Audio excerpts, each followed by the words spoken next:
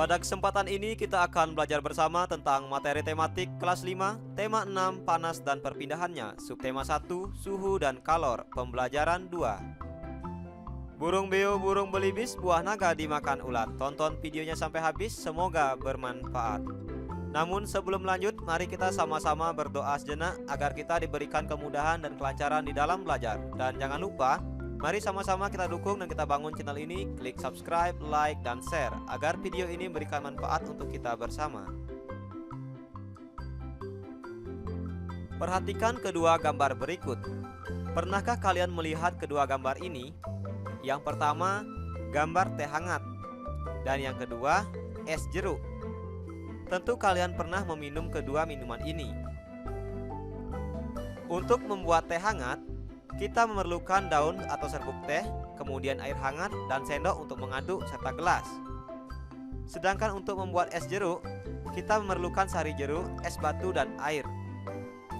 Dalam pembuatannya, meskipun sama-sama menggunakan air, tentu ada perbedaannya. Untuk membuat teh hangat, kita memerlukan air hangat, sedangkan untuk membuat es jeruk, kita memerlukan air yang dingin. Bagaimana kamu dapat menentukan bahwa air teh itu terasa panas dan es jeruk itu terasa dingin?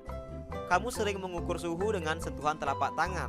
Apakah telapak tangan jawaban yang tepat untuk mengukur suhu suatu benda? Mari kita lihat penjelasan berikut ini. Ayo membaca perbedaan suhu dan panas. Indra peraba seperti telapak tangan tidak dapat menentukan secara tepat derajat panas dan dingin suatu benda. Tangan hanya dapat memperkirakan panas dan dingin suatu benda. Tangan tidak dapat menjelaskan berapa nilai derajat panas atau dinginnya suatu benda. Pernahkah kamu pergi berkemah ke daerah pegunungan? Ketika malam hari, saat kamu berkemah di daerah pegunungan, kamu akan merasakan bahwa cuaca di sekitarmu terasa dingin, sehingga kamu memerlukan jaket yang tebal untuk menghangatkan tubuhmu. Lain halnya dengan penduduk yang tinggal di dataran tinggi, seperti daerah pegunungan. Mereka tidak terlalu merasakan hawa dingin karena mereka sudah terbiasa dengan hawa dingin di pegunungan. Hal tersebut membuktikan bahwa indera peraba tidak dapat digunakan untuk mengukur derajat panas suatu benda karena setiap orang memiliki perbedaan dalam merasakan suhu di sekitarnya. Nah, dalam ilmu pengetahuan alam, untuk menyatakan tingkat panas dinginnya suatu keadaan, digunakan suatu besaran yang disebut dengan suhu atau temperatur. Panas atau kalor dan suhu adalah dua hal yang berbeda. Energi panas merupakan salah satu energi yang dapat diterima dan dilepaskan oleh suatu benda. Ketika sebatang logam dipanaskan dengan api, batang logam tersebut mendapatkan energi panas dari api. Energi panas membuat batang logam tersebut menjadi panas. Ketika batang logam tersebut panas, suhunya akan meningkat. Ketika batang logam menjadi dingin, suhunya pun akan menurun. Suhu adalah besaran yang menyatakan derajat panas suatu benda. Suhu suatu benda dapat menunjukkan tingkat energi panas benda tersebut. Satuan suhu yang digunakan di Indonesia adalah derajat Celcius. Alat untuk mengukur suhu disebut dengan termometer. Satuan panas dinyatakan dalam kalori dan diukur dengan kalorimeter. Ayo berdiskusi. Setelah kita membaca teks di atas, sekarang marilah kita menjawab beberapa pertanyaan berikut ini. Nomor 1, apa judul bacaan di atas? Kita lihat kembali, bacaan yang sudah kita baca ini memiliki judul Perbedaan Suhu dan Panas. Dengan demikian, judul dari bacaan di atas adalah Perbedaan Suhu dan Panas. Nomor 2, tuliskan kata-kata kunci pada setiap paragraf di atas. Yang pertama, kita menentukan kata kunci pada paragraf 1, kemudian menentukan kata kunci pada paragraf 2. Selanjutnya kita menentukan kata kunci pada paragraf 3. Mari kita lihat apa saja kata kunci di masing-masing paragraf. Misalnya untuk paragraf 1, adapun kata kuncinya yang pertama yaitu indera peraba. Kemudian derajat panas dan dingin suatu benda. Selanjutnya cuaca, hawa dingin. Nah, semua ini adalah kata kunci di paragraf 1. Selanjutnya untuk paragraf 2, kata kuncinya yaitu derajat panas, kemudian besaran, dan suhu atau temperatur. Di paragraf 3, kata kuncinya meliputi panas atau kalor dan suhu, kemudian energi panas, suhu, termometer, dan kalorimeter. Dengan demikian, jawaban untuk paragraf 2 yaitu Kata kunci pada paragraf 1 antara lain indera peraba, derajat panas dan dingin, serta cuaca. Kemudian kata kunci untuk paragraf 2 yaitu derajat panas, suhu, besaran, dan temperatur. Sedangkan kata kunci untuk paragraf 3 antara lain panas, energi, termometer, dan kalorimeter. Selanjutnya nomor 3, buatlah sebuah pertanyaan dengan menggunakan kata kunci yang kamu tentukan dari setiap paragraf pada bacaan di atas, lalu mintalah temanmu untuk menjawabnya.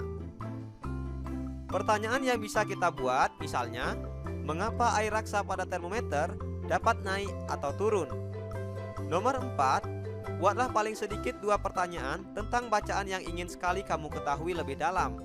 Untuk jawaban nomor 4, silakan kamu buat sesuai dengan apa yang ingin kamu ketahui. Nah, di sini misalnya dicontohkan pertanyaan yang ingin kita dalami yaitu nomor 1, mengapa indera peraba tidak bisa digunakan untuk mengukur suhu? Nomor 2, bagaimana cara kerja termometer dalam mengukur suhu? Selanjutnya nomor 5, apa yang dapat kamu simpulkan dari bacaan di atas? Jelaskan isi bacaan di atas kepada teman sebangkumu. Dari teks yang sudah kita baca tadi, kita dapat mengambil kesimpulannya yaitu bahwa panas atau kalor dan suhu adalah 2 hal yang berbeda. Suhu adalah besaran yang menyatakan derajat panas suatu benda. Suhu suatu benda menunjukkan tingkat energi panas benda tersebut. Satuan suhu yang digunakan di Indonesia adalah derajat Celcius. Alat untuk mengukur suhu disebut dengan termometer. Sedangkan energi panas merupakan salah satu energi yang dapat diterima dan dilepaskan oleh suatu benda. Satuan panas dinyatakan dalam kalori dan diukur dengan kalorimeter. Tahukah kamu, termometer pertama kali dibuat pada tahun 1592 oleh seorang ilmuwan Italia bernama Galileo Galilei yang menggunakan udara dan air. Pada tahun 1714, ilmuwan Jerman bernama Daniel Gabriel Fahrenheit membuat termometer yang berisi air raksa. Pada tahun 1742, ilmuwan Swedia bernama Andreas Celsius menemukan termometer yang menggunakan skala ukuran 100. Di Indonesia, termometer yang banyak digunakan saat ini adalah termometer Celsius yang menggunakan ukuran 0 hingga 100 derajat. Ketika termometer menerima energi panas, maka air raksa di dalam termometer akan memuai. Termometer dapat mengukur tingkat panas dinginnya suatu keadaan digunakan suatu besaran yang disebut suhu atau temperatur. Dengan demikian, apa perbedaan panas dengan suhu? Silakan tulis jawabanmu pada kolom komentar. Ayo berdiskusi. Nomor 1, apa yang kamu ketahui tentang panas? Energi panas merupakan salah satu energi yang dapat diterima dan dilepaskan oleh suatu benda. Nomor 2, apa yang dimaksud dengan suhu dan temperatur? Suhu atau temperatur adalah besaran yang menyatakan derajat panas suatu benda. Nomor 3, ceritakanlah sebuah peristiwa yang kamu alami yang dapat menjelaskan perbedaan antara suhu dan panas. Saat kita berada di dekat api unggun, badan kita terasa hangat karena adanya perpindahan panas dari api unggun ke tubuh kita secara radiasi. Panas dari api unggun menyebabkan suhu tubuh menjadi naik. Dari peristiwa ini, kita bisa menarik kesimpulan bahwa perbedaan suhu dan panas, di mana panas adalah energi yang dapat diterima dan dilepaskan oleh suatu benda. Nah, energi panas yang diterima itu berasal dari energi api unggun. Kemudian suhu yaitu besaran yang menyatakan derajat panas suatu benda. Suhu yang dimaksud di sini adalah suhu pada tubuh kita akan menjadi naik karena adanya perpindahan panas dari api unggun ke tubuh kita secara radiasi. Apa perbedaan panas dengan suhu?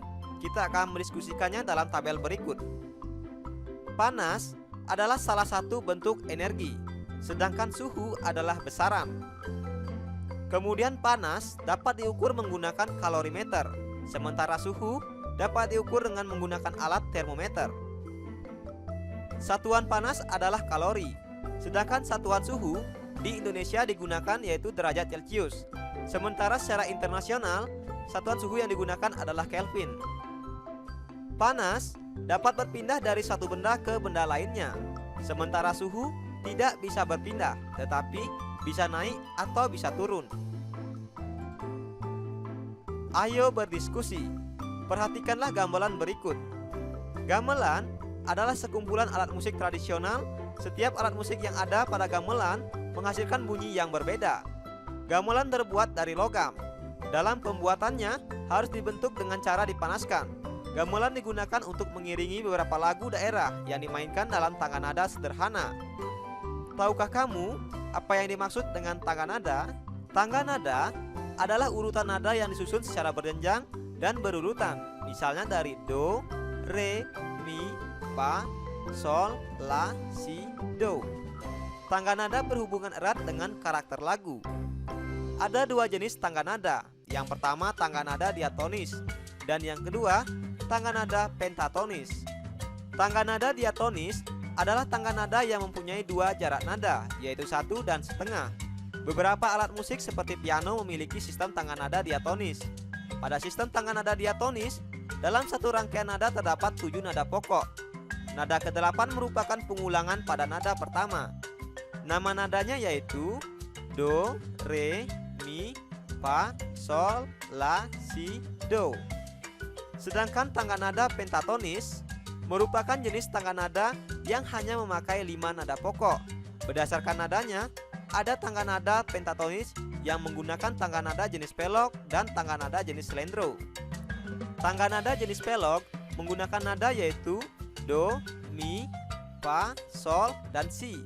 Sedangkan tangga nada slendro menggunakan nada yaitu do, re, mi, sol, dan la. Ayo bernyanyi. Marilah kita menyanyikan lagu yang berjudul Cublak-Cublak Sueng dan Gundul-Gundul Pacul.